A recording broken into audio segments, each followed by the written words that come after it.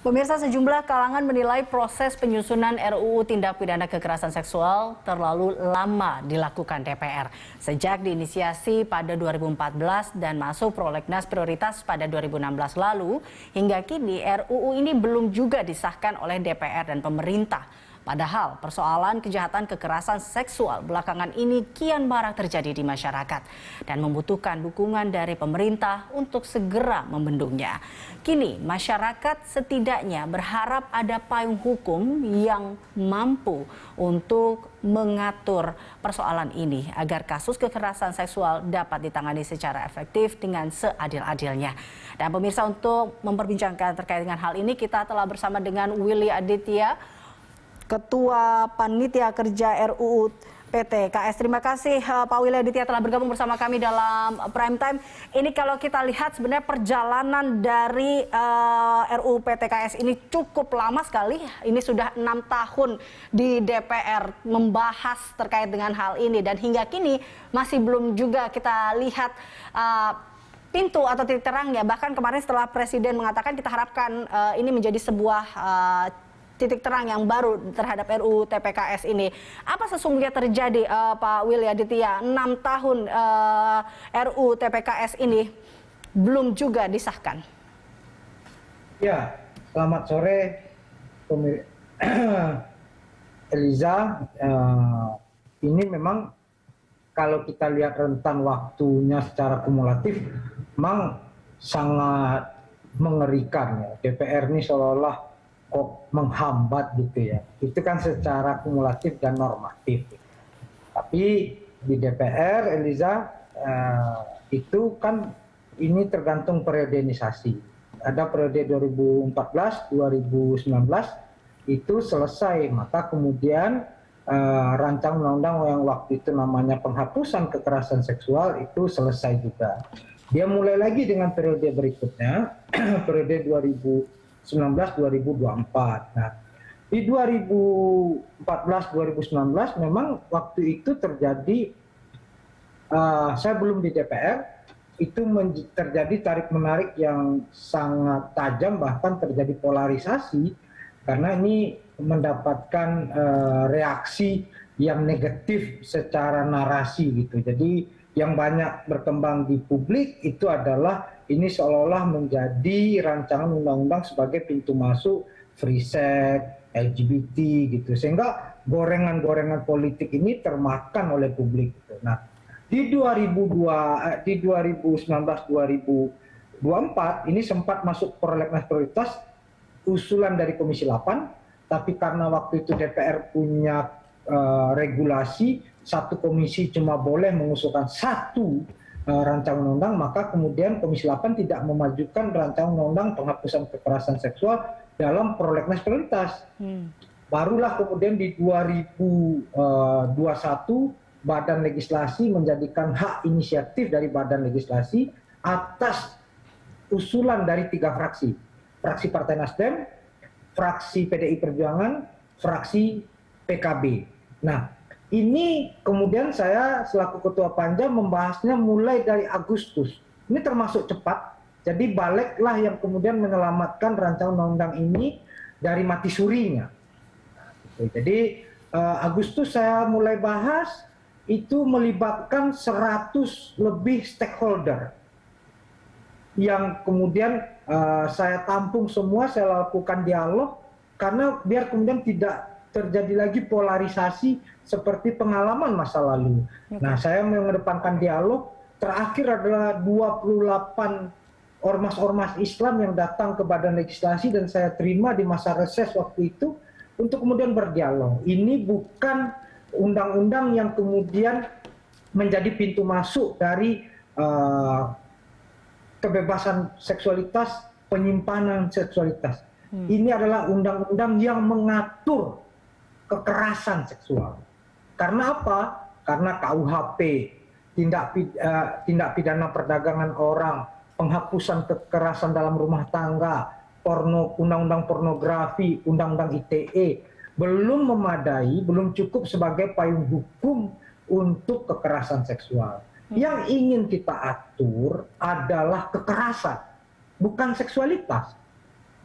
menentukan perilaku seksual warga negara. Nah, maka dari itu ini kita luruskan. Kekerasan itu adalah domainnya negara.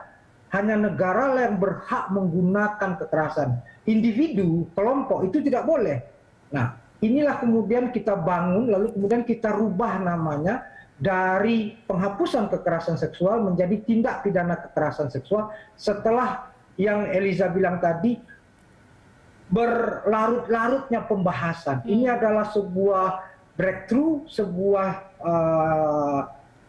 way out untuk kemudian bagaimana darurat kekerasan seksual di tengah masyarakat itu bisa dijawab dengan kehadiran undang-undang yang memiliki perspektif korban. Karena apa? Undang-undang yang ada sekarang, seberat apapun kita menghukum si pelaku, belum tentu memberikan pemulihan terhadap situasi si korban. Baik. Jadi si korban, misalnya nih, 10 tahun kita hukum si pelaku, bahkan dikebiri pun si pelakunya. Itu si korban traumanya secara psikis, hidupnya hilang, hak azazinya porak-poranda, ya, bahkan dalam secara kultur dianggap aib gitu ya. Itu belum tentu terpulihkan, maka ini hadir untuk kemudian rancang undang-undang yang berpihak kepada korban, tidak hanya si korban, bahkan kadang-kadang kan keluarganya, yang kasus terakhir yang di Jawa Timur itu, kan keluarganya isi ibunya minta maaf ya, itu nggak boleh terjadi. Ya, kita juga melindungi keluarga si korban dan saksi. Jadi ini rancangan undang-undang tindak pidana kekerasan seksual. Kita memiliki hukum pidananya sendiri. Mungkin Eliza masih ingat kasus Baik Nuril. Itu kan korban yang menjadi tersangka kan. Ya. Nah, di dalam rancangan undang-undang ini tidak ada lagi proses reviktimisasi terhadap si korban. Oke, Pak Willy, kita juga lihat tadi terkait dengan pro kontra RUU TPKS ini kan juga ada beberapa fraksi yang memang setuju, ada juga yang mendukung tapi dengan syarat, lalu kemudian ada yang memang menolak. Di sini diantaranya salah satu fraksi yang menolak yaitu adalah PKS, bahwa menyebut bahwa RUU TPKS ini menganut paradigma sexual consent atau persetujuan seksual yang berpotensi melegalkan perzinahan. Nah, ini kan juga masuk dalam tadi yang Anda katakan bahwa yang sudah didialogkan di bulan Agustus itu kemarin. Apakah ini yang memang akhirnya juga, bagaimana Anda menanggapi terkait dengan hal itu, dan juga inikah yang memang akhirnya memberatkan sehingga RUU ini tidak selesai-selesai atau tidak menemukan ujung temunya? Sudah selesai, kami sudah plenokan Eliza di bulan Desember kemarin dan sudah diambil keputusan di Badan Legislasi, 7 fraksi bersepakat. 2 fraksi PKS dan Golkar kemudian belum bersepakat, tapi apa yang Eliza bilang, sama sekali di dalam rancangan undang-undang yang sudah kita plenokan ini, sudah kita ambil keputusan, tidak ada materi muatan norma seksual consent. Begitu tanggung jawab saya kepada teman-teman yang kemudian benar-benar meyakinkan mereka untuk tidak ada celah untuk free sex sama sekali. Jadi saya benar-benar belajar dari kemandekan kebuntuan dari proses penyusunan sebelumnya. Jadi itu sudah tidak ada lagi, dan apa yang menjadi usulan teman-teman PKS kami akomodir juga. PKS mengusulkan rancangan undang-undang tindak pidana kesusilaan itu sudah diakomodir juga dalam prolegnas prioritas jangka menengah panjang. Jadi sudah tidak ada lagi hal-hal yang sebenarnya menjadi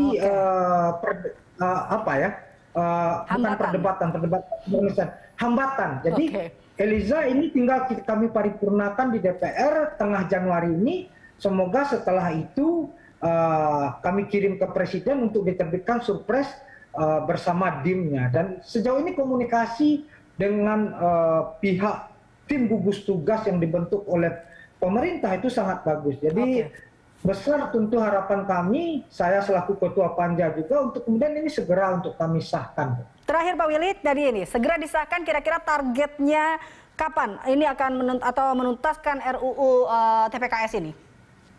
Kalau sebagai hak inisiatif DPR, itu akan diparipurnakan tengah Januari ini, lalu kemudian baru dikirim ke Presiden untuk diterbitkan surat Presiden dan daftar inventarisasi masalah. Itulah pidato Presiden tadi, memerintahkan kepada Menkumham, Menteri PPA, dan KL yang terkait untuk kemudian menyelesaikan dealnya, karena sejauh ini saya sudah berkomunikasi cukup bagus. Semoga ya kalau tidak ada orang merintang dan tidak ada perubahan substansi-substansi lainnya, kita ya bisa optimis lah satu masa sidang bisa selesai. Baik, satu masa sidang sudah selesai, berarti kita harapkan bahwa di 2022 ini RUU ini bisa berubah menjadi undang-undang TPKS ya, Pak Willy. Terima kasih tentunya telah bergabung bersama kami.